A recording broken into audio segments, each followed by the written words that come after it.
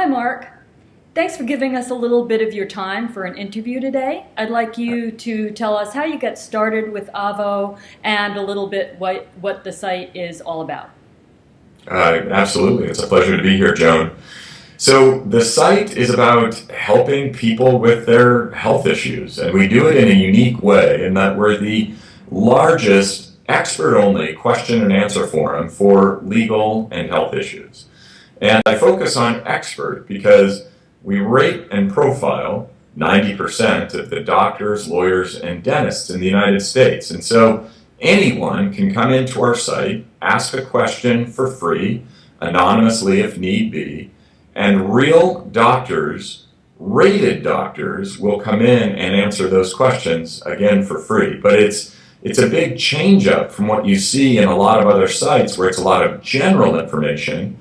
You have the doctors answering your specific question, and then you can click through and read all about the doctor's background, where they went to school, what kind of leadership positions they have within the industry, whether they have any misconduct, those types of things. So it's really transparent and helping people get more information and better guidance regarding their health issues. Great.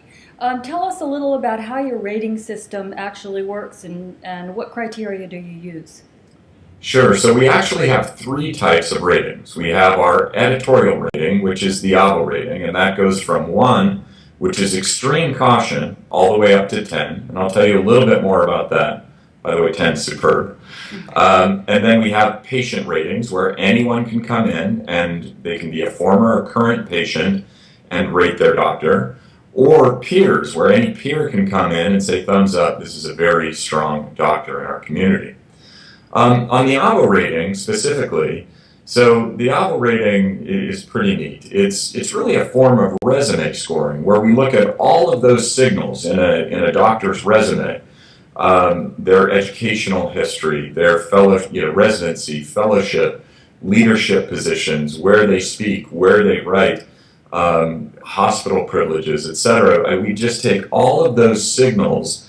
And we worked with hundreds of doctors, and really at this point thousands of doctors, because since we launched, we've had all sorts of input from doctors that are using the system, and we have ratings and profiles for just under 1 million doctors. But as far as power users, we're coming up on about 20,000 doctors who are actively using the site. It's actually the number 17,000, but it's growing very quickly. By the time many people read this, it'll be 20,000. So who are using the site in their answering questions, etc. So we have all of these doctors that have helped contribute to our rating so that we can refine it.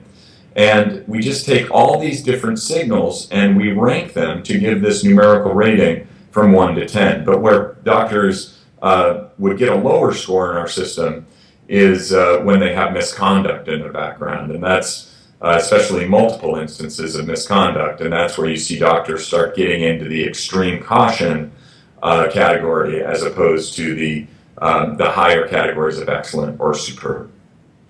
Okay, thanks. And now for the question and answer part, which is free.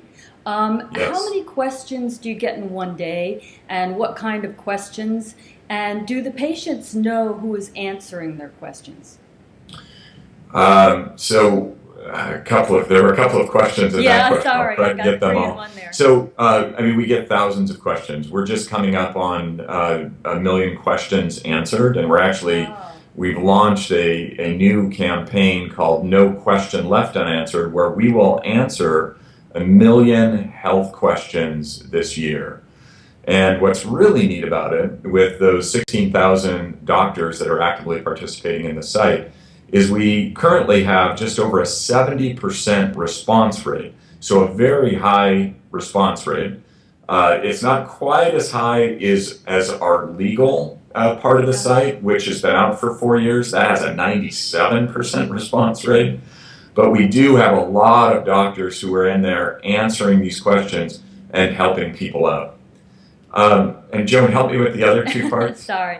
Yes, what kind of questions? Why don't you give me a typical question that you get, numerous questions on the same topic? That's what I mean. Sure. The So kind of we get a averages. lot of primary care questions. So that seems to be where people need the most help.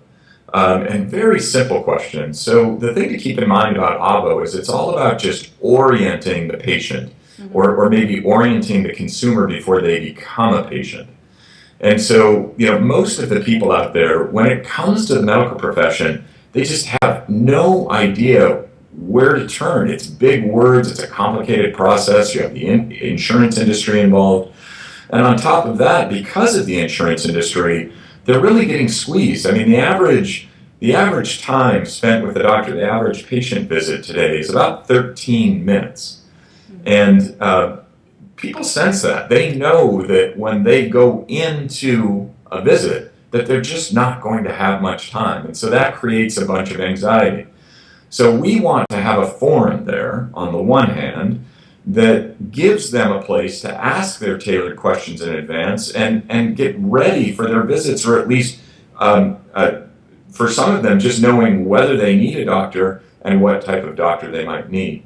On the other side, for the doctors, I mean, it's just so important that doctors engage in this orientation discussion because, it used to be that doctors were, I mean, they were constantly out in our communities. I think of the old Marcus Welby MD, with the leather bag doing house calls. And in a way, doctors have given up on that. And especially as it's moved online in these massive communities, even in their practice areas, they're just not engaging.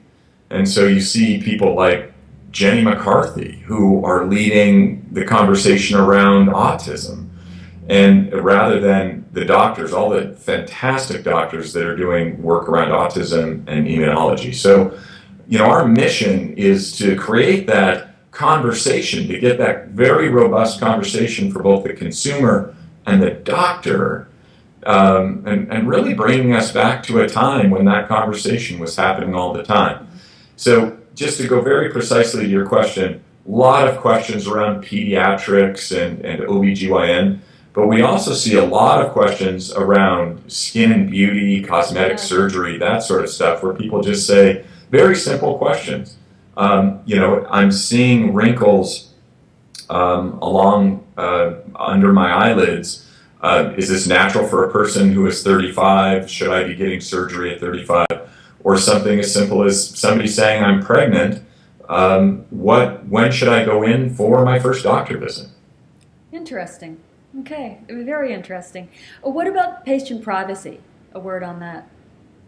Sure. Well, I mean, patient privacy is something I would encourage every doctor out there to understand incredibly well, because it's important and the rules are real. That being said, they should also understand them so that they don't use them as an excuse. Speaking at many different medical conferences, I hear doctors raise HIPAA repeatedly as the reason that they're not engaging or afraid to engage in social media. The reality is, for most of social media, again, it's this orientation layer. It's not as though a Facebook group or a question asked on Avvo or a LinkedIn group, they're not trying to set up or replace the physician-patient interaction dynamic in any way. What they're trying to do is create this orientation layer where people are so completely lost in this massive system. Again, they have so little time within that system that they're turning to the internet to talk to people, to talk to experts. And so doctors should be excited about orienting people. And again, seldom you're not going to diagnose them over the internet. You're going to give them, just like you would at a cocktail party, at a conference. You're going to help them understand their issue, and then you're going to suggest that they come see you or one of your colleagues or another doctor that is a specialist in the area that they need. That's what doctors do, and the fact that it's moved online shouldn't matter at all. Great. Okay, thanks. And now, what about future plans? Do you have any of those? We have all sorts of future plans. I think that one of the things that's the hardest is picking which future plan is the best. But for 2012, our focus is absolutely going to be on No Question Left Unanswered.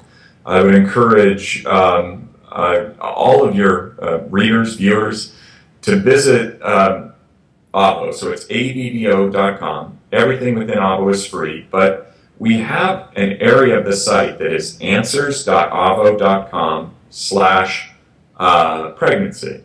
And I better double check that I have the right address, but it is one of our first, yes, /pregnancy. I just pulled up the site here. We're going to create a number of health centers around interesting topics. And we talked about how pregnancy is a big area for us. We're going to do one for pediatrics. We'll go into skin and beauty and other big areas. But on our current campaign that I mentioned before, no question left unanswered, we're going to have sites where you can come in and learn more about a specific issue. And for the pregnancy one that I just mentioned, you can come in and watch a video that is called it's 9 months in 90 seconds. So in 90 seconds, you can see all of the changes that your body goes through and that your baby goes through during the entire term of gestation. So we're out there to answer all sorts of health questions in 2012. And on the other side, we're just out there to continue the conversation with doctors and get them as involved as possible in social media as they can be. Okay. Well, this was great, Mark. It was very interesting. Thanks a Yeah, lot. Joan, thank you. Thanks, and you have a great site. Thanks.